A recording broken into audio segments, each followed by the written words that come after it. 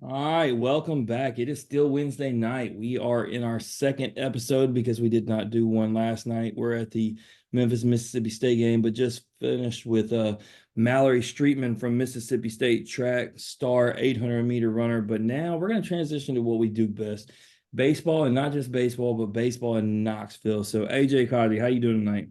I'm great. How are you?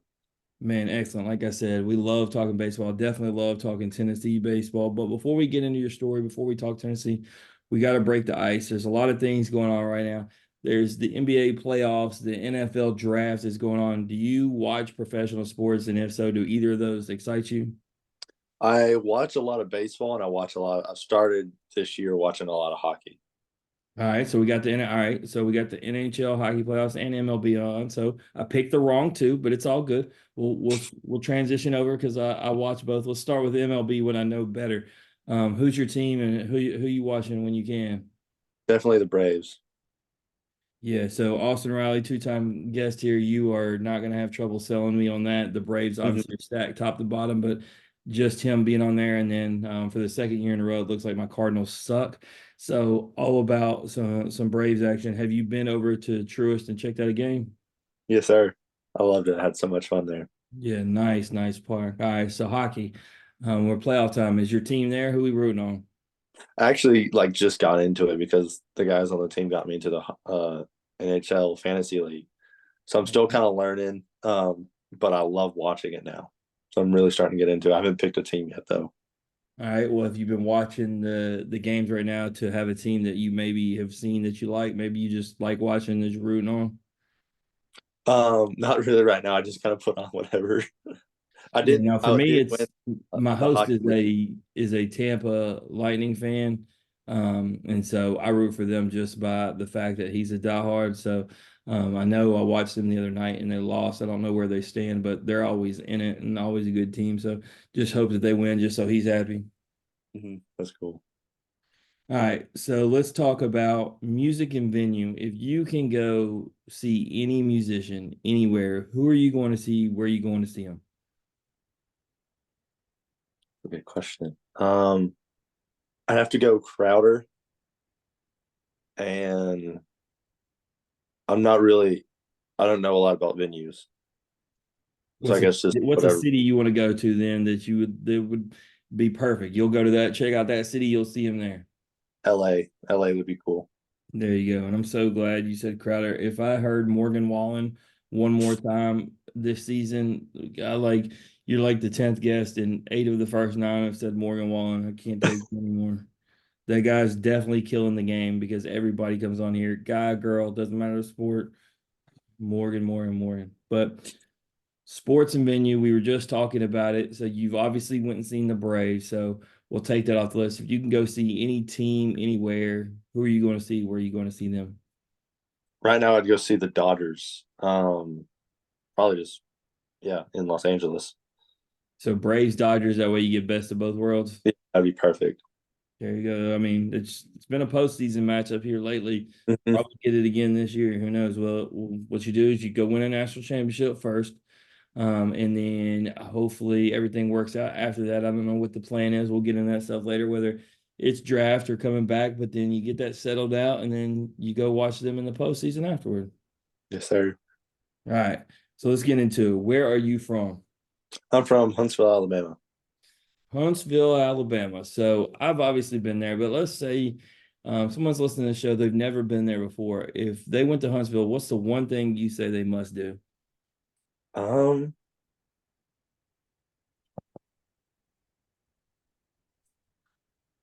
it's a tough question.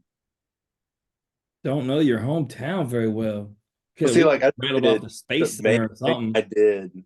I talked about this before, but I just played a ton of wiffle ball. So we'd go to the park, we'd play wiffle ball there. We went fishing. But I guess the main thing I would say would be to go to Mid City. It's like they just started building it. It's like really cool. So if you want to have a decent time, go to Mid City. If you want to have real fun, go play wiffle ball, go fishing, do Yes, what sir. everybody would do as a kid. There you go. All right. So family dynamics. What are we looking at? You got mom, dad, brothers, sisters. What you growing up with? Yes, sir. I got mom and dad, and I got three brothers, one older and two younger. Wow, man, I feel bad for your mother. You got four sons in there, then dad, just man, how crazy is that household going up? It's a lot of fun to say the least. Is it highly competitive or is it just more like a all-out It, brawl? no, it is insanely competitive. We all get along really well, but yeah, it's insanely competitive. Like I said, ton of wiffle ball, ton of like just competitions with everything. All right, so I gotta ask an honest question right here. I mean, I don't know who's athletic or not, but are you the best athlete of all the brothers? I like to think so, but I'm not the best wiffle ball player. Well, then you're not the best athlete. That's what I just heard right there. Talk to me about your older brother. Was he somebody that helped, you know, sharpen you up, make you stronger, make you better growing up, or was he somebody that maybe you competed with to the degree it made you better at least? Honestly, yeah, I really like the way you put the second option. Yeah, because competing against him all the time. I grew up playing with him. He's like 3 years older than me. I grew up playing with him on the older teams. Obviously, I played against him in the backyard all the time. So yeah, he definitely made me better in that way. And so with the little brothers, have you been able to, no different than your older brother, have you set a standard of where maybe they've tried to match, or have you, intentionally tried to pour into them to help them as far as them growing up? Yes, definitely. It's actually funny because my younger brother Nick just started throwing from the side. He just started sidewinding, so I've been helping him with that. Nice. So yeah, got a couple for sure baseball players. Does everybody across the board play baseball? Yes, sir. So baseball family. So y'all had to have gotten it somewhere. So did dad play baseball or what's up? Actually, no, my dad played soccer. My mom was a gymnast. But when my oldest brother, when he was about three, he played soccer and then he played t-ball and he really liked t-ball. So then we kind of all just stuck with baseball. Well, I mean, they were athletic to say the least. And I mean, I just got back from gymnastics national championship, so I know what a gymnast brings to the table. So clearly, mom passed on, some athletic genes along with dad, and it just so happened that y'all chose baseball, and so it all works out. But I got to ask: is it mom, dad? Is it your older brother, or is it someone else? A lot of times, it's someone else who's the biggest influence growing up. It could be a coach, it could be a teacher, or it could be somebody you're watching on TV that inspires you. Who's your biggest influence growing up when it came to baseball? Probably my little league coach, Andrew Dennis. He's actually the one that gave me the idea to start throwing from the side. So I would have to say him just because of that. Nice. And then the fact that you're teaching your brother, it's a cool thing. He Hmm. talked to you, you're passing it down. And so it's one of those things that I'm sure you've probably talked to him about at some point, probably makes him proud. Hmm. Definitely. All right, so you're playing baseball, it gets to a point where you're taking it seriously. Is travel ball a big thing where you're from? Obviously travel ball is a big thing, nationally, but some areas are a little heavier than others. What's it like where you're from? Yeah, it was probably I would say travel ball was bigger, especially when getting recruited than high school baseball was. All right, and so as far as high school, where did you go? I went to Sparkman High School. Yeah, so I mean, I seen in high school, you had a game that is one to remember. Obviously, y'all won a lot of games and you have a lot of accolades, but I just wanted to spotlight one. Poor Grissom, man. So you throw a 5 inning no hitter, striking out eight, walking two. You win 11-1. So basically, y'all run rule them. You go 5 innings, don't allow anything. But oh, by the way, you go 3 for 3 with a pair of home runs. Man, what did they do to you, bro? They did. It's funny because that coach was the assistant coach on my travel team, ended up taking over the job at Grissom like the next year. Um, that was probably one of the best games I've ever had. Yeah, I mean, when you're doing it on both sides, just shutting it down, like that's if I'm coach, I'm looking at AJ, man, where you want to go for dinner? It's on me. Like, I mean, you basically took this game by yourself. So I love to see it. One of the best. I haven't actually talked about it in a while. He was our first college baseball guest, but Cameron James for Mississippi State now with the Rays organization. He played right down the street at DC, and one of my favorite games was it was pouring down rain to start, and he had to pitch in it, and he gave up 4 runs. You could tell he couldn't feel the ball. He had no control. walked numerous batters, and then gave up like a bases clearing double. Well, the kid, it stops raining, and he goes out there and he gets 5 RBIs in the game with 2 home runs and gets back to four. They end up winning 5-4 because he ends up, when he gets back out there, it stops raining his pitching. I was like, bro, I'm a fan of you for life. I was like, when you get it done on both sides, but especially like you atone for your error, like you got a fan in me. Hmm. That's cool. So when you were looking at possibly playing college, did you know that you were going to be pitching and probably not hitting anymore? What's that conversation looking like? What's your thought process as you're going through the recruiting process? Hmm. I was still doing it like when I was getting recruited out of high school. Like I hit at JSU, hit there for 2 years, didn't hit a lot. But I definitely knew like pitching is where I would, make my money. So when I entered the portal, I was like, I just want to focus on pitching. Yeah, And because like, when you look at your profile thing for Tennessee on JSU, I didn't even know you hit because that shows how little that you did hit while you're there because it just focuses on your pitching stats. So I assumed you just went there and didn't even hit. But I do have you say a little uh, bit, you pitch hitting, or you actually getting some games where you're in the starting lineup. mhm. My sophomore year or my freshman year, I was mostly pinch hitting. But then my sophomore year, I started at first. So like I would throw on Friday, and then I would like DH on Saturday, maybe play first on Sunday. I did that for like half the season, and then I strained my forearm. I was like, I'm not about to blow it, hitting. So I just kind of that's kind of when I hung it up. Honestly, was halfway through my sophomore year. You're the 200 and what do we have like because we had it counted up to like 212th baseball guest. And, for the most part, most guys prefer doing one or the other. They talk about the time being able to spend perfecting their craft, whether they're, hitting or pitching, but also what you just said, the wear and tear on the body. It was no different than Skeens, right? Skeens Hmm. comes on here after the season. We had him on before. He didn't really talk much about it because at the time he didn't know what he was going to be doing.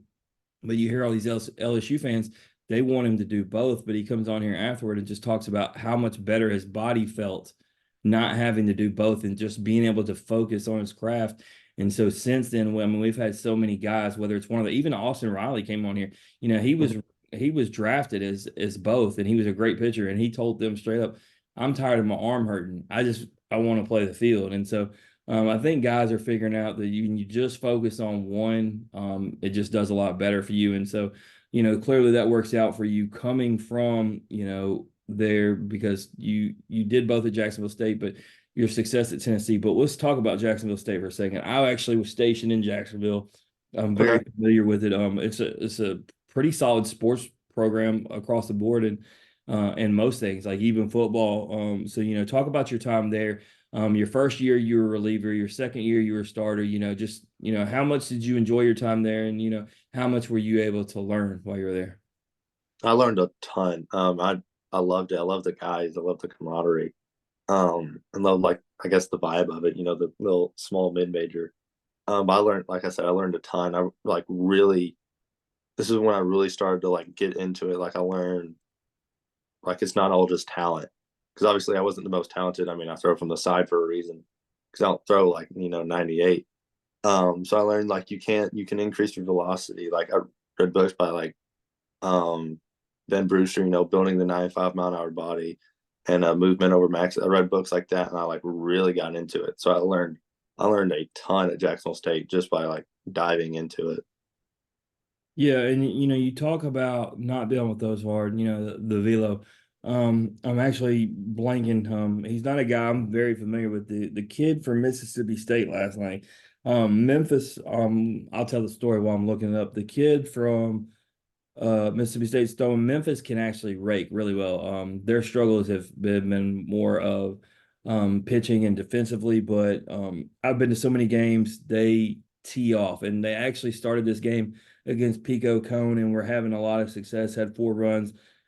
Kid from Mississippi State comes in throwing from the side, and you can tell they're not being able to pick up on anything. The same guys that I know, guests of the show, guys that I watch have success in the first 4 innings, they're not making any contact at all. They're swinging and missing on everything. You can tell They're just not being able to read the pitch, and it's not like exactly what you said. He's not overpowering them, right? Hmm. It's just completely fooling them, and it just shows, if somebody hasn't seen someone who throws from the side like you do, just how much it can be an advantage. Let me look at this right here. Let's see, Mississippi State. It was let's see, Cam. Yeah, Cam Schulte. Yeah, that was him. Yeah, anyway, it's good because this picture, it's got him, he's coming in lower than you do, but yeah, Hmm. it's very advantageous for you guys if you can successfully throw over strikes. And like you said, it doesn't have to be overpowering. So you obviously have success there at Jacksonville State. Who gives you the phone call? And was Tennessee like, as soon as you get the phone call, you're going, or were you considering other schools? What was the portal like? Well, I was considering a lot of different places. I really liked Tennessee, and I fell in love with Coach Anderson and our strength coach Q, just because of his experience and like he'd worked with numerous sidearmers before. Like his first MLB guy was a sidearmer, so I fell in love with that, and that's honestly why I ended up coming to Tennessee. Yeah, and I mean, right now, like I said, I've been to Omaha the last 3 years, and Tennessee's been there two of them, and we've had Tony Vitello on here twice, as well as like 40 of the players. The culture of Tennessee right now is just, you would never know that this team doesn't have like a whole trophy case full of championships, because the swagger, the success, like Tennessee right now is a juggernaut, a team that you just expect year in and year out. And I talked to you before the show started. Right now, y'all are on course to do exactly what I expect y'all to do. Be right back in Omaha competing for a championship. So I don't know if that had anything to do with you picking, but right now Tennessee's success, if I'm a recruit, Tennessee's towards the top of the list. I mean, when we had Tommy White on here, it was Tennessee or LSU. When we had Charlie Condon on here, it was Tennessee or Georgia. Feels like Tennessee is in every high profile guys, last two. Hmm. Definitely. So this season, you're 6-3. You got one save, 4.88 ERA. We know that that's went up recently. Let's talk about the start of the season. Massive success. My host, it's ironic that this is the week he was off when we picked your date. He wanted to get you on here. He said not enough people were talking about you. At the beginning of the season, did you have a chip on your shoulder because you were the guy not being talked about? Obviously, when you're with QB1, right, everybody's talking about Drew Beam. You have this offensive lineup. Everybody's talking about it. So did it kind of give you a chip on the shoulder when, hey, man, I'm here. I'm the Friday night guy? Yeah, definitely, without a doubt. So you're having success, and just what's that feeling like? I mean, you're going out there Friday night, best on best, and having elite success. Obviously the offense is behind you, but it wasn't what was needed. I mean, you were completely dominating to start the season. Just talk Mhm. about having that success and what it felt like. Yeah, I mean, it felt good. Like I was just going in, I was making pitches, I was putting things where I wanted to. Yeah, it felt really good. So, you obviously dominate over my boys at LSU. They come through their continued success, but then you have a rough couple games. This is a game of failure, so it's not anything that anybody hasn't gone through. Whether you talk about the guys who came before you with a Dolander or Burns or anybody even before that. So what is the thought process? What's the message from the coach? Because we obviously know you got elite stuff. We've seen you have success. So what do you got to do to get yourself back right? Like learn from it. Like that was probably the biggest thing I've learned. Like is one of the things I was talking to one of the my teammates about. I was like, I'm just learning so much right now, and that's honestly it's bigger to you know fail and learn from it than to win and not learn anything because you don't really get any better. So I've been learning a lot. One of the main things I've learned is just focusing on making elite pitches. Um, so yeah.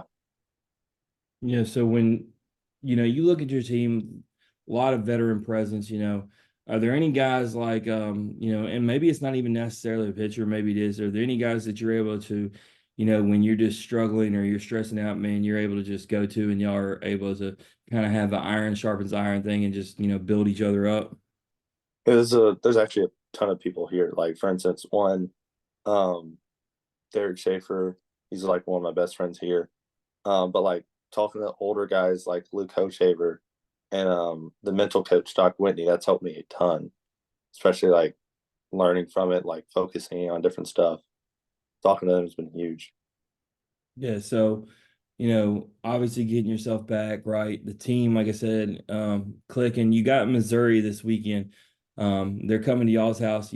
Obviously you weren't there last year, but I know there's got to be a message going around.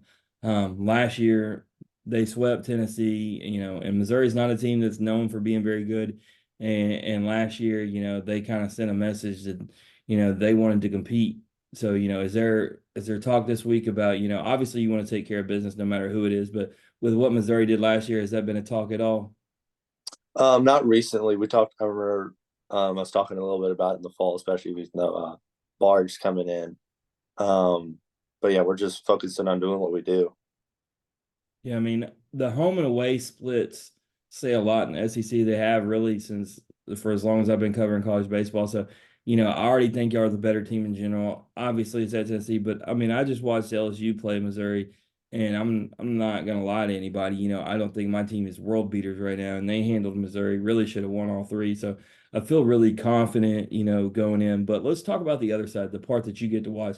Just how impressed are you with these guys? You look before the season, you got a guy like Zane Denton who gets taken out of the lineup. And then you look into this season, you got Billy Amick who ends up having the appendix, multiple different things. But this lineup just, I mean, it never skips a beat, stays putting up runs. Just how impressed are you watching these guys?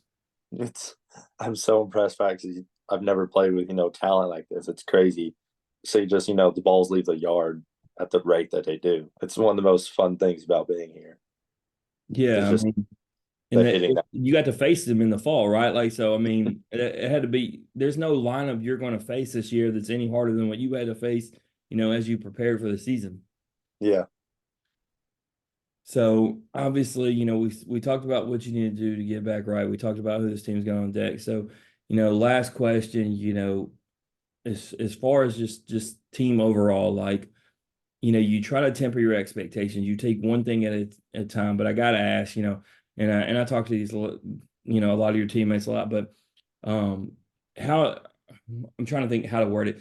Do y'all think about the potential of what is already? Are you already talking about when you're ranked number two, right? So it's already one of those things it's talked about. But I mean, do y'all know at this point it's basically a championship or bust type season? Um, I don't think we really think about it like that. I think we literally just try and go. We're always like a next task. Like V has really like ingrained that in us. It's next task. Like we focus on Thursday. Then after we get done with Thursday, then we focus on Friday. Then we focus on Saturday. Then we focus on Tuesday. Like we don't get ahead of ourselves, and we don't really dwell on like whether it was a bad game or bad pitch, bad hit, whatever it is. It's kind of like a next task mentality. Gotcha. Yeah. Hopefully when I'm gonna be there to watch y'all host South Carolina at the end of the season. Okay. I need to tell Tony I'm sorry if he hasn't talked to me about them. Man, I sent him a text the other night. I didn't look, y'all didn't have a game. I didn't know it was a long 14-hour day. AJ, I sent him a text messing with him because that Charlie Condon clip had came up in my YouTube and or somebody had commented and on there Charlie says if Tennessee would have just offered him a scholarship he would have went there and so I politely reminded Tony how I saw the clip and I said all you had to do is give Charlie a scholarship and he'd have been there and he doesn't answer immediately like a couple hours go by and he goes thanks Jim just what I wanted to see after a 14-hour workday was a message you reminded me of messing out on Charlie Condon I was like oh shit I just pissed coach off. You don't like messing with Tony V. I shouldn't have done it. What was I doing, AJ? I don't know. But it's all good. But yeah, I'm gonna be there. Obviously, there's a lot of season left. I picked that for a reason. Everybody's like, why are you waiting until the end of the year to go to Lindsey Nelson? That's a monumental series. I think that could be, the difference between y'all winning the SEC East or not. And Mm-hmm. obviously, like I said, there's a lot that's got to play out ahead. But I want to be there with y'all playing for it if that is the case. So me and then I picked to go everywhere and try to see everybody. That was when I want to go see y'all. But y'all take care of business till then, and then when I get there, hopefully that's the way it goes. But with that, man, we're gonna play a game called This or That. We play with every guest. You down to play? Yes, sir. All right, very simple. Two options. You choose one or the other. Can't say neither, can't say both. It's brought to you by Chinook Cedary. 8 flavors, mild to wild, the best in the game. AJ, have you had them? Yes, I have. What Love is them. your favorite flavor? Um, don't they have like a cinnamon flavor? Yeah, cinnamon toast. Love that one. All right, I got a tip for you. Mix some cinnamon toast with some smokehouse barbecue. We call it Okay. smoky toast. It is absolutely fire. And if you're a Okay. Tennessee fan listening, go to Chinook, order yours, use code BEAM32, like Drew Beam 32, and you will get a discount and you will help our man out through NIL. Also, look, I don't know if AJ's got one. You got an athletic collection poster? I don't think so. All right, well, AJ's gonna have one now that I said that, but get you a Drew Beam or a Christian Moore poster too. Support these guys through the athletic collection. But let's play the game. Would you rather grill out or go out to eat? Grill out, What's your definitely. favorite thing to throw on the grill? Um, I love hibachi, but obviously, I'm a big fan of burgers. But Kirby, I'm roommates with Kirby, and he got one of those like skillet grill things, and he when he does hibachi, it's like one of my favorite nights of the week. Nice. Yeah, I'm glad to hear it grow out. We've had a lot of go out to eat answers lately. I've been thinking inside my head, I don't say it, but like y'all lazy, man. Like cook them. All right. Would you rather have a nice house or a nice car? House, definitely. All right. Would you rather trip and fall in public or pass gas in public? How many people know I pass gas? All right, let's put the situation on both. You trip and fall in front of 10 people or you pass gas in front of 10 people. I gotta go with the pass gas. Yeah, me too. I don't want to trip and fall in front of nobody. All right. Hard question. Putting it Okay, in, not on my list, but I knew I was going to ask it all night. Who wins the home run race? Christian Moore or Blake Burke? that is a tough question. But hey, I've asked to all the Tennessee guests because there's been so many bombers over the years. It's been Jordan Beck versus Drew Gilbert, or this or this or this. So I mean, you ain't getting nothing. We've asked Daddy Hat versus Fur Coat. The Tennessee doesn't get it easy around here. Mhm. Um, am I allowed to answer that question, or am I gonna get like backlash for that?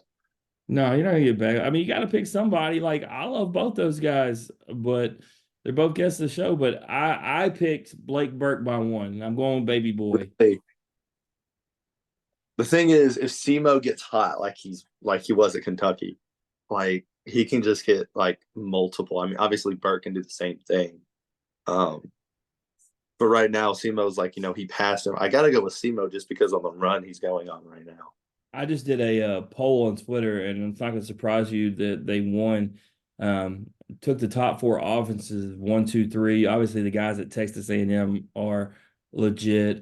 Georgia is up there statistically, but most people only know Condon, and then Campbell's actually got the top one, two, three. But like 70% of the vote took Semo, Amick, and Burke, and I have to Mm-hmm. agree. Though, I mean, just every game, them in the Texas A&M lineup. I mean those are two lineups. Like, I mean, you got to start the game facing those dudes. Like, ain't no easy way about it. But you can't go wrong with either choice. I'm going. I don't know, man. I love Burke's swing so much. Like, I watched the top 10 greatest left-handed swings just yesterday, and I commented on there because they were all MLB guys, right? And I was like, I feel like Blake Burke somehow should still be on this graphic. I completely agree with that. I hated pitching against him, but I love watching him hit. Yeah, just don't want to be the one that he hits a 479-foot bomb off a church on like last year. Uh-uh. All right. Well, I'm gonna let you get away, but really it's against the rules, but I'm gonna let you go with not answering. But you will answer the next one. It's not as hard, but smoky gray uniforms or the creams. I gotta go cream. All right, creams or the I, black dark mode uniforms oh, I gotta go black. Black's my favorite jersey. all day. And as an LSU fan, we'll never do black because we're so traditional. So I'm jealous. Like, I want some dark uniforms with some purple Uh-huh. pop. It ain't never gonna happen. That would be cool. Yeah, man, there would be riots in the street, AJ. I don't know. The baseball program would have to shut down because the people with the money would like stop their funding. All right. Next one. And you may not have seen both of these. Right now, we have a guest that just played on one and a guest who's actively playing on the other. So we're asking, would you rather play on Survivor or play on Big Brother? Probably Survivor. Yeah, right now, our guest Quintavious Burdett, who was on here 3 years ago from Ole Miss football and track, He's actively playing, so it's pretty cool. And then our LSU swimmer Matt Klotz was on Big Brother, but I think I would suck at both of them because I don't do good with keeping secrets or lying. So I think I'd be the first one voted off for somebody telling me something, and then I would immediately tell everybody because I can't lie either. So I don't think I'd do good in either. But my boy Daniel, the host, he wants to play Survivor. He's actually been sending videos for years. I'm hoping one day he gets on there and then wins a That'd million be cool. dollars and kicks me some money. Speaking of money, the money question. Would you rather have a briefcase with $10 million cash or win a national championship this season? Definitely win a national championship. That doesn't go away. Just another liar on this show. $10 million? I can make $10 million like in my lifetime, but like I can't go back and win a national championship. Yeah, I used to actually say I'd do 10 million. You're or not to say your team, but Trey Lipscomb came on here and asked me, he reversed it and said, would you go up your podcast for 10 million? I was like, yeah, absolutely. He goes, no, he goes, the thing we tell you about a national championship is the memories come with it. So he goes, you're with your son in Omaha every year. He goes, think about what you've done over the last 4 years of podcasts, all the friends you've made, all the players you've met. He goes, you lose all that. I was Hmm. like, Trey, that's some bull, man. That's why I asked the questions. And then Skeens comes on here and says that he would give up his $10 million that he got in the draft and keep his national championship. So now between Trey and Paul, like, I can't even lie anymore. I used to at least just say I'd take the money even if it wasn't true, but now I got nothing. Hmm. All right, I'm gonna ask one more question. It's not on here. We retired it last year, but Tennessee players always had fun with it. I always like this question. I think we had like 6 or 7 Tennessee guys that season. Would you rather try to escape from a grizzly bear or a tiger? Grizzly bear or tiger? I mean, both suck. Let's be clear. What do you think you have the best chance with? Can tigers climb trees? Yes, because we had to tell multiple Tennessee guys when they said they would climb a tree that don't work. Christian Scott told us he would outrun a bear, which was just hilarious because they run 38 miles an hour. I definitely wouldn't outrun either of them. Blake Burke said he was going to play dead with the bear. Like, I mean, Tennessee guys, that's why I asked the question. It's been fun.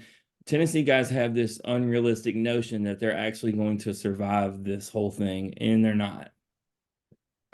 I gotta go with the bear. I feel like your chances are better against the bear. I don't know why. So here's my thought process on the bear. I just know tigers play with their food, and I don't Yeah, like that's my thought, right? If I'm gonna die, just let's get it over with. I'm not trying to sit there and be mangled. does not sound like fun.